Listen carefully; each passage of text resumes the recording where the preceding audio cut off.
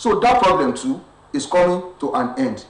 Another challenge that we have is a poor orientation of the youth that has made many of them to become drug addicts. They have become robbers, yes, thieves, nicknamed Yahoo Yahoo. They have gone into rituals because they want to make quick money. When I was going through the acceptance speech of the president-elect, out of 22 paragraphs, he dedicated 7 of the 22 paragraphs to the issue of the youth. I was happy if he would do it, if they would allow him to do it, because information have been going around. We have watched a lot of video clips on social media whereby people are saying they will make the country ungovernable for him. So I believe God will not permit them. Another problem, another challenge we have in the country is the media. You people in the media, you are a big problem to the peaceful coexistence of Nigeria. You know me very well. I don't tell lies. I don't believe in diplomacy in the guise of in telling lies in the guise of diplomacy. I say things the way I see it. There have been a lot of crises generated by the media. Certain things will happen. The white, you will paint it black. Black will white, you will paint it white for the people.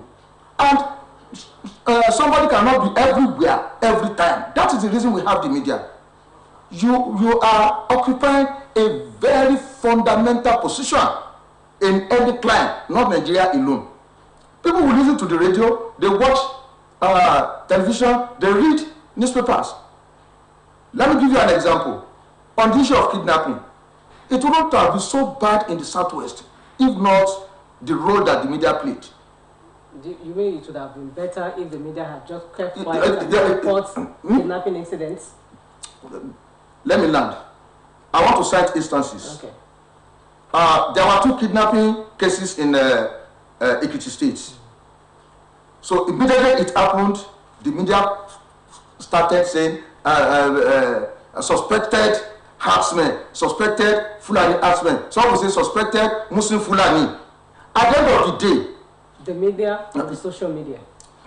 So I read it in this paper. I heard it on the radio, and I read it on social media. Okay. Yes, suspected Fulani herdsmen. At the end of the day, the person, the victim, was the victim of himself. He was the leader. He was the head of a church. He arranged his own kidnapping. He locked himself in an hotel. So at the end of the day, he was caught. You people did not come to report to us. So where did you get the information from that he was caught? Social media helped. Social media helped. That's number one. The one that happened in Okiogun, the people who are living there, the residents there, they were telling us that nothing concerned Fulani people. And what we read in the news, both electronic and print, was that it was Fulani. They tied him, that Dr. Akebode or whatever. So I am pleading with the media. I am pleading with the media. Please, when you get to your meeting, do not subscribe to the idea of he who pays the piper dictates the tune. I had an area younger brother. So he happens to be a younger brother to a close friend of mine. He's working with a newspaper. I was interacting with him one day. Why did you not support so person? You know how he takes all of us like his children. You are like his grandchild. He said, that is, the man could not spend. Doctor, that means that such media houses, they don't follow the ethics, because those ones that follow the ethics, they know where. I'm talking generally. OSBC may be different. Okay. I'm talking generally. Another challenge that we have is the public service, civil service. If that sector is not sanitized, we can never have it good in Nigeria. Yes. For instance, if I contest for governorship today, or chairman of a local government. When I get to office, I don't know how to steal. I don't know how to embezzle. They are the ones that will teach these politicians. We are only labeling politicians thieves.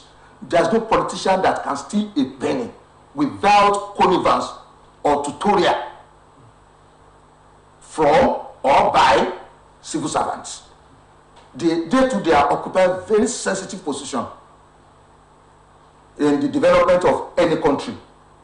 The civil service in Nigeria today, apart from general corruption that has inflicted the whole system, the way we recruit into civil service by way of sharing what we call slots to politicians. Yes, to politicians, and they will sell it. The competent ones, those who knows how to do this work, they are out there riding Okada. Doctor, I appreciate you because you have let us know that these can come cut across every. It comes across. Even in my own constituency, academics, we too have our own challenges. Thank you. Let us look at this one from Aso because we learned that according to the first lady of Nigeria, Aisha Buhari, saying that there are some cabals at the presidency that are upturning the intention of the president, making it to look as if he's not in power. Don't you think that such cabals can still thwart the operation of the new president? That is the reason they did not want him to win the primary tickets. The cabal at the villa, we know some of them. They know that after the exit of President Muhammadu Buhari, that will be the end of their naked power and their free access to public money. So, and they know Tinubu is not somebody they can manipulate. He understands the game, he understands the system. So, he cannot work with the same set of people. One of the weaknesses of Baba Buhari is that once he trusts you, what he knew you for yesterday, he will believe you are still the same thing, the same person today. That is the problem of Buhari. Buhari is like a decent man who doesn't know how to fornicate. He will prostrate for the concubines of his wife because he doesn't understand the game. The one who just introduced, this is my uncle, this one is my nephew. So that is the problem of Baba Buhari. That Baba knows what it means to be in power, and he knows the game of how to develop a country. Despite all odds, I still give him kudos. Since 1999, there hasn't been any government, especially at the federal level, that invests heavily on infrastructure and social intervention like Buhari. Though some of these things, sorry, media, some of these things, media will suppress it. Instead of telling us what the government did that is good, they will be showing us how Boko Haram are killing. Some media. Some media. The government has spokesperson, professionals who are supposed to be telling people what they are doing. That is where I'm going. And it is what they bring to the media that the media report. Now, let's look at the issue of economy. You talked about social intervention programs that the present administration. Actually, you say he has a lot of them. Yeah, yes. And you discovered that inflation, has almost killed the country's economy. At the level of poverty continues to rise. Exactly. So, how can you marry both? And what do you think?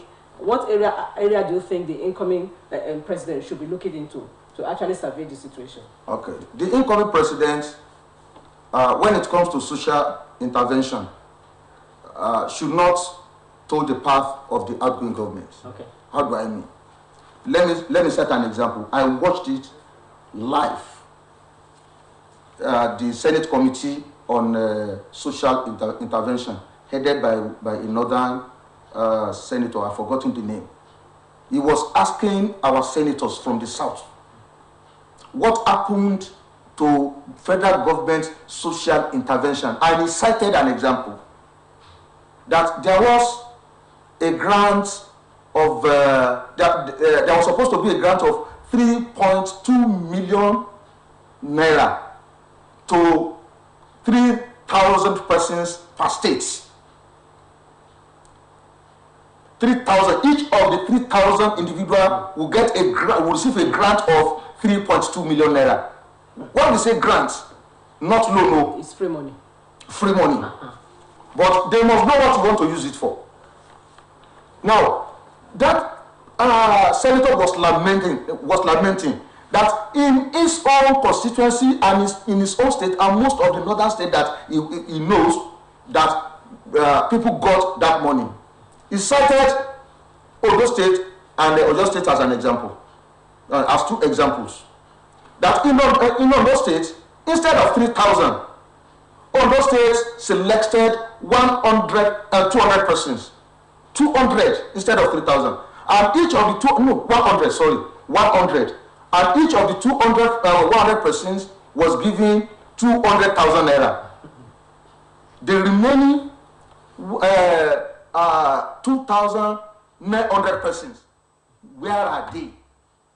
And instead of giving that 100 persons 3.2 million naira each, they were giving 200,000 naira each. The remaining money, where are they?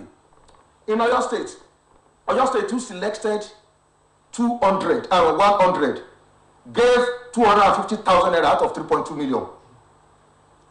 The remaining, where are they? So the mistake that the outgoing administration made was that when it got to the point of disbursement, they handed it over to the state governors. And many people never heard of it. Imagine that kind of money, that kind of money went into the economy. The impact it would have been made. And I had a younger sister who happens to be a nurse working with Kwara State Hospitals Management Board.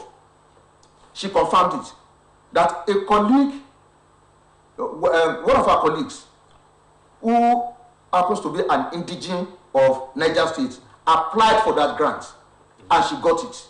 3.2. She got the 3.2, and she resigned. That it is amana. She said it's amana. That is trust. That what I wrote in the form was that I would establish a clinic in my village. She resigned from public service, went to a village to establish a clinic. At least minimum of 5 persons will be working with her. Imagine that thing went round. So my advice for the incoming government, administration at the federal level, was that is that any time the federal government wants to give out anything, any form of grant, any form of social investment, the federal government should make sure that they do it directly through their own officials whom they can ask questions. These governors have become, they have become a lot of manners. And no governor can stop that kind of, can sit on that kind of money without cooperation of the senators, without cooperation of House of Representative members. No governor can do it. So, my advice to the incoming president is that, like he did in Lagos, many touts, many thugs are now gainfully employed, though the money may not be much. So, the people they use for campaign, after the campaign, they will give them uniform. All these waste managers, the traffic warders, and so on and so forth. At least it's something. But they can still do better. On the part of politicians, let me give you this example. It's something I witnessed directly. There was a time the federal government decided to give 20,000 naira, even before COVID-19, 20,000 naira to each person. I think it's 3,000 naira. No, it was meant for 3,000 per state, I think. No, more than 3,000. More than 3,000. Through National Employment NYE. NDE. National Directorate. Yes, National Directorate of Employment. I went there. With, in company of 2 other persons, to inquire how it was administered. We were told that they got directive from above. That certain person, that person I know him, that 3,000 slots should be given to him. Just a single person. And the people for whom this money was met must agree with them when I investigated further. Out of the 3 months, 1 month belongs to him. So 20,000 multiplied by 3,000, that's 60 million.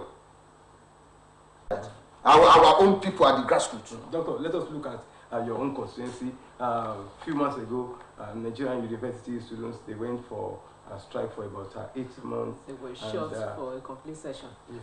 I want you to look at what you talk about the youth. Then you said that the president gave about 7 paragraphs to the youth in his speech.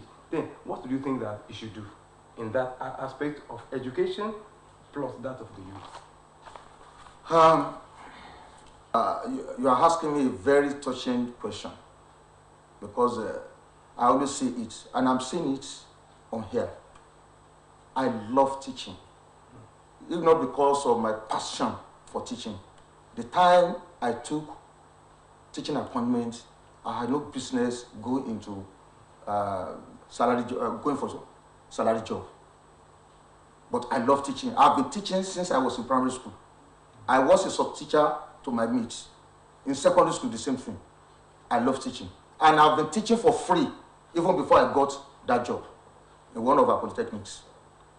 If not because of that, I am not an happy academic. Because the system handcuffed me from teaching my students, from training my students the way I was trained. And then we were complaining. That was 30-something years ago. We were complaining that things were not good enough. So, but it is far, far better. It was far, far better than what we are experiencing now. So, past administrations, including the incumbents, they have not been given the consideration that the education sector deserves. If not for education, who is Maru Vazani? Anytime I go to my village, sometimes, especially if I go towards evening, I wouldn't return to town a happy man. When I see my mates, somebody just needed 1 more credit, no enlightenment. Many good brains are rotting away in villages and corridors of our towns. Due consideration is not given to education, especially people who are deprived. And it is the children that were deprived in the past that are now becoming our problem today. As long as the elite continues to live in opulence and allow the people at the grassroots to live in abject deprivation, then they too will not live in absolute comfort. Their comfort will be relative. That is what is happening now. So, in terms of education, any government that neglects that aspect has killed the system. That is what is happening to us now. So I am recommending, I'm highly recommending to the incoming administration to give more consideration to the education sector when it comes to budget preparation. Minimum of 25%. Minimum of 25%. And let me tell you, proprietors of private tertiary institutions, I am not demarketing you. Yes, we know what is happening in the system. We still have it far, far better in public universities and polytechnics than the private ones, because their exam is a must-pass exam. We still have it better. Even despite the strike? Despite the strike. What led to that strike? Okay, you remember, thank you for remembering. What led to that strike? It didn't happen last year when we went on strike. It wasn't last year that happened. We started since 2009. Since 2009, federal government has consistently been failing to fulfill our own covenants with the academy. And if you see reasons we went on strike, just one of about 12 items was about salary. Okay, our time is really, really fast spent, but I just must ask you before we go to the Yoruba aspect of the electricity.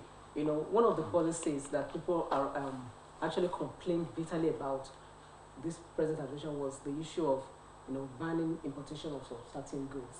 And you want Nigerian economy to grow, you want people to build industries and manufacture things locally. And the infrastructure has never been there. No electricity in some places, no good road network and all that. Now, what do you think, in a very specific way, what do you think the incoming administration should do? As a development expert, my background is urban regional planning, and I specialize in integrated development planning and environmental management. I know how abundantly Nigeria is blessed, but you are talking about one of the problems we have. No nation can develop without developing the energy sector. It's a critical infrastructure. So, transportation infrastructure, be it road, here, water, transport, then electricity, power, energy generally, very, very important. And if you continue to suppress, to underdevelop the energy sector, poverty will continue to rise. And anywhere poverty is allowed to grow, criminality, disease, low productivity, all sorts of evils will continue to happen. But I have a very high hope in this incoming president. Because he tried it in Lagos. If not for federal government that did not approve it for him, Lagos would have been better in terms of electricity. I know he would do it. Nínú àpilẹ̀kọ tí ààrẹ tuntun tí a ṣe yàn tó ṣe pé bí paragraph àbí ọ̀nà pé bí méje ló ṣe ní fún ọ̀dọ́ ó bẹ́ẹ̀ nítorí pé náà ti mọ̀ pé ọ̀dọ́ náà ní gbogbo orílẹ̀-èdè kí lẹ́yìn kí lẹ́yìn ìmọ̀ràn wo lẹ fẹ́ gbà nípa ọ̀dọ́ pàápàá jùlọ tí àwọn ọmọ iléèwé tí wọ́n ní máa lọ fún strike mọ́. Lákọ̀ọ́kọ́ náà mo kí gbogbo ọmọ Nàìjíríà kú oríire pẹ̀lú ìbò tí a dì tí Ọlọ́run kò lọ wọ́ọ́rọ́wọ́ bó ti ẹ̀ pé kò lọ wọ́ọ́rọ́wọ́ tán wàhálà díẹ̀ wà láwọn ibì kan so àsìkò àmójúbà ààrẹ tuntun so mo kí gbogbo mùsùlùmí tó wà nísàlẹ̀ Ọ̀yá ń bì àti àwọn kìrìsìtẹ́nì tí wọ́n wà ní òkè Ọ̀yá kí nìdí sẹ́rí ìbò tá a dì ó ti pẹ́ Ọlọ́run ti fẹ́ fi pa ìgún kan run ìgún yẹn náà ni pé mùsùlùmí tó bá ti wà nísàlẹ̀ Ọ̀yá ń bì south west south east wọn ò lè ní kí wọ́n ti gbèrò pé àwọn lè di ààrẹ tàbí gbákejì ààrẹ bẹ́ẹ̀ náà ni àwọn kìrìsìtẹ́nì tí wọ́n wà ní òkè Ọ̀yá wọn ò lè sọ pé àwọn fẹ́ dá ààrẹ tàbí gbákejì ààrẹ ìdí ni pé ìgbàkigbà tí ipò ààrẹ tàbí gbákejì bá ti wá sísàlẹ̀ ó gbọ́dọ̀ jẹ́ kìrìsìtẹ́nì tó bá ti lọ sí òkè Ọ̀yá ó gbọ́dọ̀ jẹ́ muslim nísìnyí ta ní muslim president and vice so tí Ọlọ́run bá kádàrá kí wọ́n débẹ̀ pẹ̀lú gbogbo táwọn èèyàn ń lérí so ìgbógbó lérí àtẹ̀yìnwá tọ́lọ́ sọ̀dọ̀ fún eléyìí tí wọ́n ń ṣe náà Ọlọ́run sọ̀dọ̀ fún tá a bá lè rí ṣe kò sí tó ní ká mọ̀ ní Christian president and vice president gẹ́gẹ́ bá ń ṣe ní àwọn state level so lórí ti àwọn ọ̀dọ́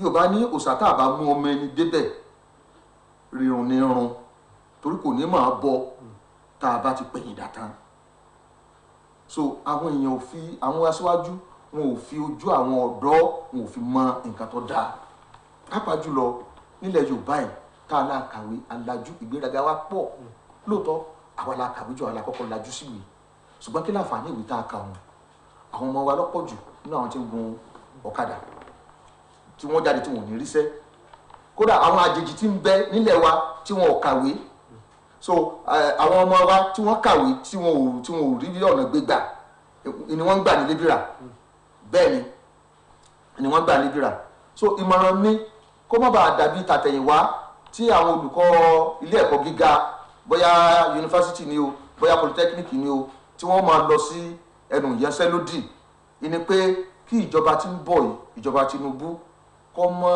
já àwọn èèyàn ń tàn mọ́ lórí ọ̀rọ̀ ẹ̀kọ́ so kí wọ́n náwó lórí ọ̀rọ̀ ẹ̀kọ́ dáadáa àwọn nǹkan amáyédẹrùn tí wọ́n mú sẹ́ rọrùn ṣe tí ẹ̀kọ́ fi máa ń wọ ọmọ lórí so kí wọ́n bá ṣe sí àwọn iléèwé àwọn iléèwé gíga tó jẹ́ ti ìjọba torí pé èèyàn mélòó ló ní owó láti ran ọmọ rẹ̀ ní private university àbí private polytechnic. ẹ ṣe gan ni àkókò wa ti kọ́ àkókò àmì àgbà mo fẹ́ kí ẹ mẹ́nu bà ọ̀rọ̀ ètò ààbò torí a rí pé ètò ààbò Nàìjíríà mẹ́hẹ̀ gan pẹ̀lú àwọn Boko Haram lóde kan àwọn ISWAP àti gbogbo then ó tún wá pa ọrọ̀ ajé lára láàrin ìṣẹ́jú méjì ẹ bá wa mẹ́nu bà kí lẹ fẹ́ kí ààrẹ tuntun kó ṣe tó bá ti dé ipò. ìbára tí mo lè gba ààrẹ tuntun nípa ọ̀rọ̀ ààbò torí pé ibi tí ó bá ti sí ààbò kò lè sí ìtẹ̀síwájú so ní tí sì ń fa àìsí ààbò òun náà ní ìṣẹ́ àti òṣì ẹni tẹ́bi ọ̀pá tó rí nǹkan gidi jẹ tí ń gbégbèsè ayé tó tẹ́ lọ́rùn averagely so ẹnìkan wà lè pé kọ́ lọ́ máa pààyàn so àkọ́kọ́ rẹ̀ kan mójútó ọ̀rọ̀ ìṣẹ́ àti òṣì tí ìṣẹ́ àti òṣì tó bá dínkù ètò ààbò yóò jẹ́ gbígbé lárugẹ tí ó bá ti sí ìṣẹ́ àti òṣì mọ́ gbogbo àwọn Boko Haram IPOB nǹkan kan tẹ́ ń sọ yẹn ẹ lọ wo àwọn ọmọ tí wọ́n ń dà síbẹ̀ àwọn tí wọ́n ń gbé balẹ̀ lọ́wọ́ ẹ lọ wo wọn ọ̀pọ̀lọpọ̀ wọn 90% wọn àwọn tó yẹ pé tẹ́lẹ̀tẹ́lẹ̀ ní tí ó wà lọ́kàn wọn ni pé nígbà tó ti kú gan so ní tí wọ́n sì gbèsè wọn lórí ni pé ọ̀tá rẹ̀ ńlágbájá ni òjò dá fún ọ lọ́pàá gbéra àṣà àwọn tó rán wọn kápá wọn torí tara wọn ni so ká mójútó ọ̀rọ̀ ìṣẹ́ àti òṣì so tí ìṣẹ́ àti òṣì tó bá ti dínkù economic empowerment ní olóyìnbó ń pè bẹ́ẹ̀ so táwọn èèyàn ríṣẹ́ gidi ṣe tí wọ́n sì tún orí àwọn èèyàn tò torí àwọn òyìnbó tó mú ètò ẹ̀kọ́ ìwá ìlànà ètò ẹ̀kọ́ ìwá ọ̀nà tí wọ́n gbàgbé wá wọn ò tó orí wa dáadáa so àwọn èèyàn ti gbà pé tó bá ti lọ sí yunifásitì o gbọ́dọ̀ fi ṣiṣẹ́ ẹ̀kọ́ máa gbowó lọ lábẹ́ nìkan rárá kò rí bẹ́ẹ̀ kó o lè ronú kí afárá ojú rẹ ó lè sí kí yèrè ó lè là ní so n tí wọ́n mú ètò ẹ̀kọ́ nísìnyí entrepreneurship so kábàá mójútó àwọn yẹn dáadáa so that kọ́mú tó parí nílé ìwé gan so òun gan ti máa pa owó. ẹ ṣé gan ni thank you so much Dr. Morufo Ansani. Thank you. He has been our guest on this program for quite some minutes, and we've been talking about agenda for the incoming president. Thank you. Yes, this is where we will also be joining the curtains on the second guest platform of the Saturday morning treats. Yes, we will now go over to our commercial segment. Please stay tuned. We at LAPO are committed to poverty eradication. We equally believe that the battle against poverty requires the effort of everyone.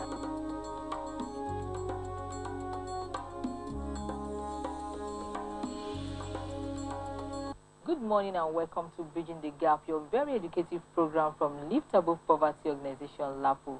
I'm Patience Nago Nwanna. And on Bridging the Gap this morning, we are going to be talking about childhood cancer. The World Health Organization reports that up to 400,000 children are diagnosed with cancer yearly, and 80% of them live in low and middle income earning countries. So on the program this morning, we are going to be discussing extensively on cancer in children. We're also going to be looking at the management and some of the warning signs that parents should know about and the treatment options for cancer in children. And I have with me this morning in the studio, I have Dr. Yetunde Israel Aino. Doctor, you're welcome to the program. Thank you. All right. Dr. Yetunde Israel Aino is a consultant pediatrician from the University of Benin Teaching Hospital, and she's going to be talking to us about cancer in children. But before we continue, we're going to take a brief message from LAPO.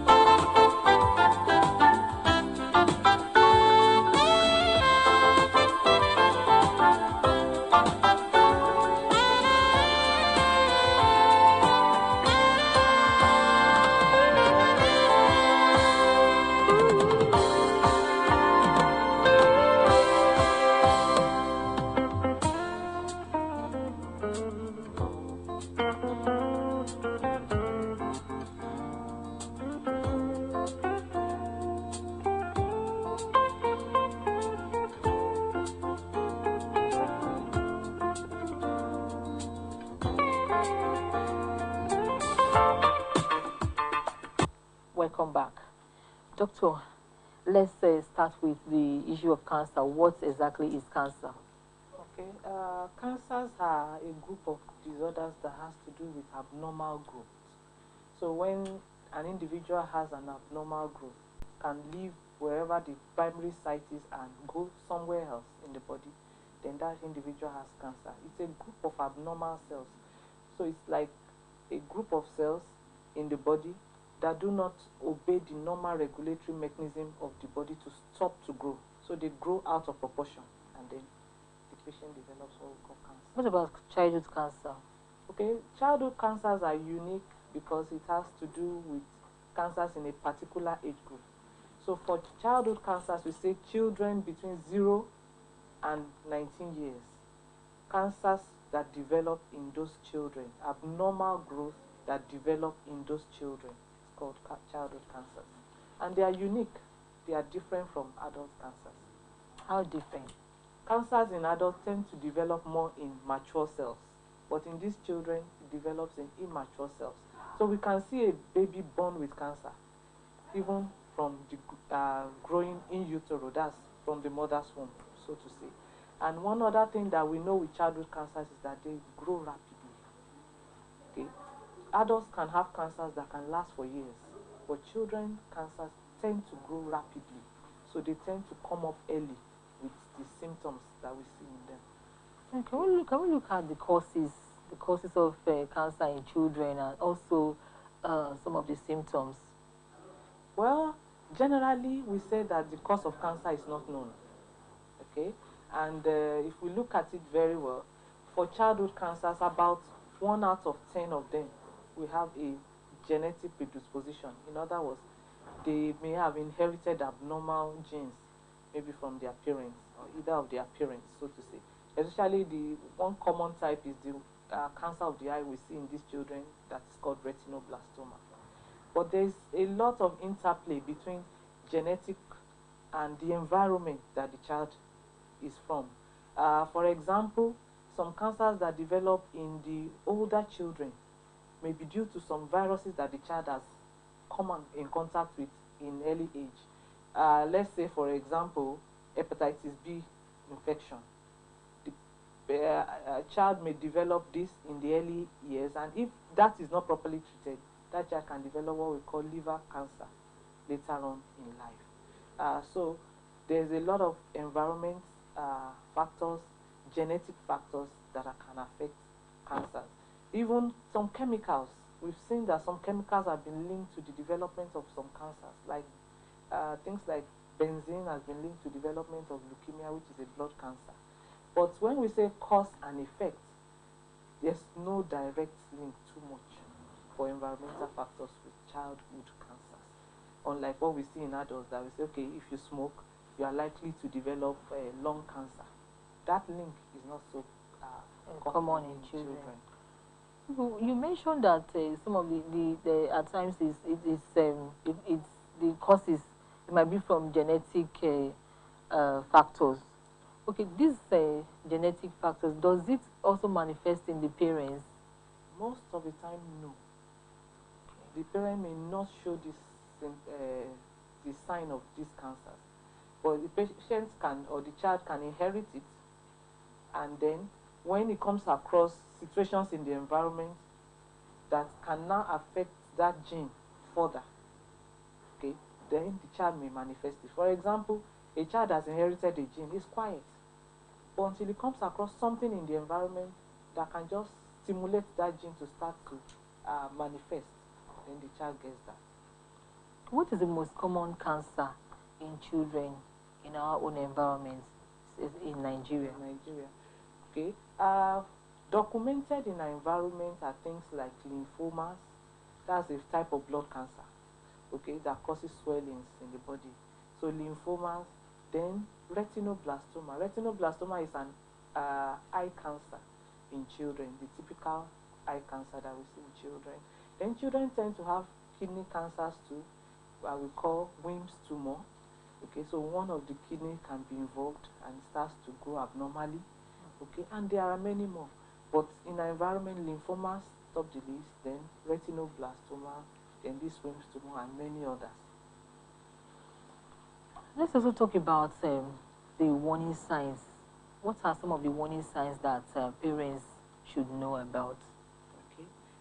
Warning signs depend on the type of cancer the child is developing. For example, if it's the eye cancer, the common one being the retinoblastoma, when a child is born and we start seeing that the eyes are not looking straight, what some people will call half past one eye, okay? One eye is looking in one direction and the other in another, what is called squint medically. That's one sign that we see. Then if that is not attended to, we start seeing a whitish speck in the black part of the eye, okay? Sometimes at night, when there's a flash of light, that whitish speck is seen in the eye. Those are things that should make a parent come to the hospital immediately. If that is not attended to, then that eye will become big and have a fleshy mass, and the child will lose the eye. Okay, if it's the kidney tumor, for example, you know the kidney is in the tummy, yes, in the abdomen. Okay, most of the time parents will notice it when they are bathing their babies. So a mother bathing your baby, you are touching the tummy and cleaning the child, you notice a swelling in the tummy. Come to the hospital. I must say that it's not all swellings that are cancers, but until we check, can't say that this is not a cancer.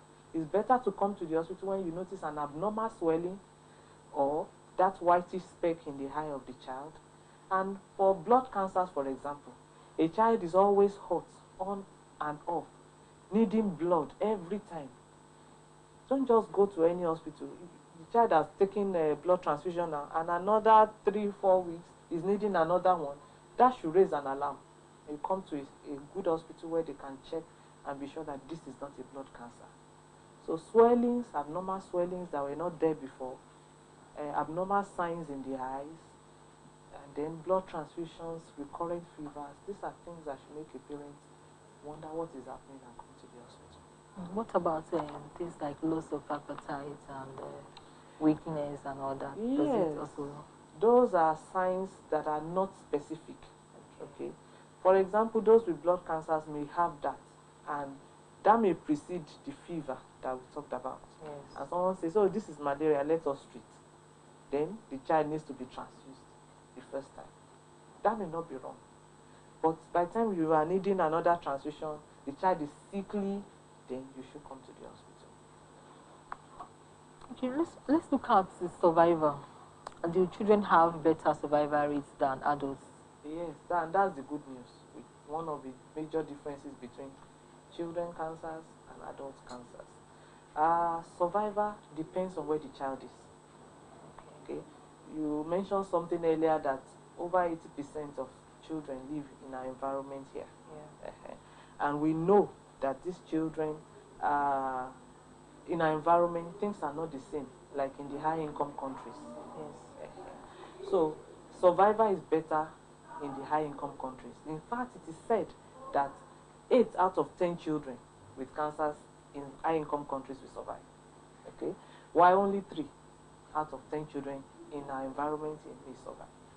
But that figure can change if they present early, come to hospital early, okay, and apart from that, they come to the right hospital early, not just any place where they just get treatment and go. Okay, so survival in childhood cancers are better than adult cancers. Okay. They even tend to tolerate their treatment better than adults. Okay, so some of the complications that we see with treatment of cancers in adults, children tolerate it better than adults. So survival is much better. Let's take a break here to bring you the faces of LAPO, and when we come back, we'll be looking at treatment options for cancer in children. Please stay with us.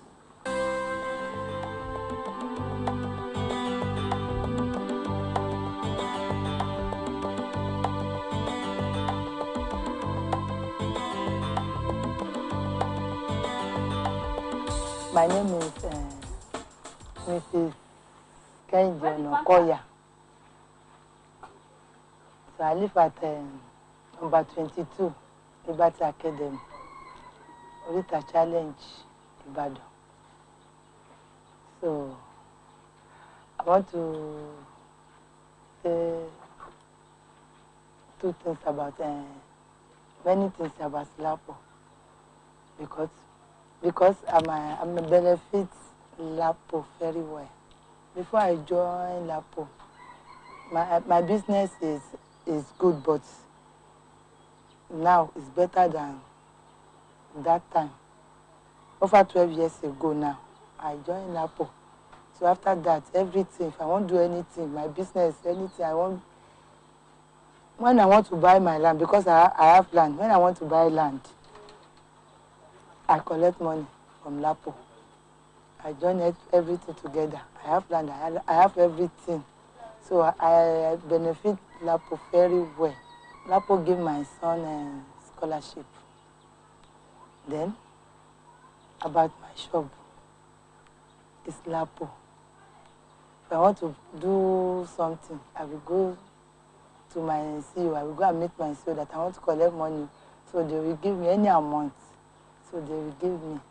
So I will use it, then I will return the money. Then when I want to buy my car, I have small money. I went to my LAPO side. I've told my CEO. So I've collected money. I joined that money together to buy car, everything about my house gone. So LAPO helped me so much. So I like LAPO. I benefit everything. So I like LAPO. I advise many women that LAPO is good. If you want to collect LAPO, don't collect LAPO that you want to do party. Abi you want to buy clothes, you want to buy Mr. Biggs, everything. If you want to collect LAPO, if you collect LAPO, buy market, sell it. Don't sell credit. After that, you will gain the money back. So you will be like me now. I thank LAPO very much because before, you will see a woman, every lady in the street, in the mechanic shop because of their need some money. But now, LAPO blend every woman to know how to do business.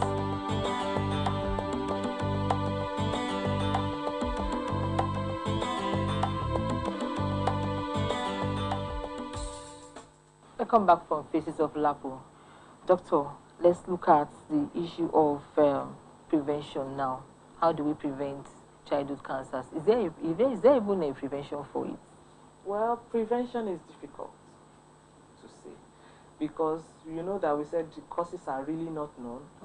And for genetic cancers that have a genetic undertone, it's difficult to say this is what you do to prevent the transfer of a gene from a mother or from a parent, a father, to the child. Okay, but we know that the best part of prevention, so that children with cancers can survive, is to diagnose this cancer early. Start the appropriate treatment early, so that there can be survival. So when we look at prevention, it's not like what do I do so that it will not develop. In most of childhood cancers, it is how to catch it early and start treatment so that these children can have a cure and survive. Okay. For some cancers that may develop in the older children, remember I told you that childhood cancer is from birth to 19 years. Some children develop these liver cancers late 13, 14, late adolescents or mid-adolescents. So for them, if there is a vaccine, for example, things like cervical cancer prevention, you can start giving the vaccines from 9 years of age. Okay.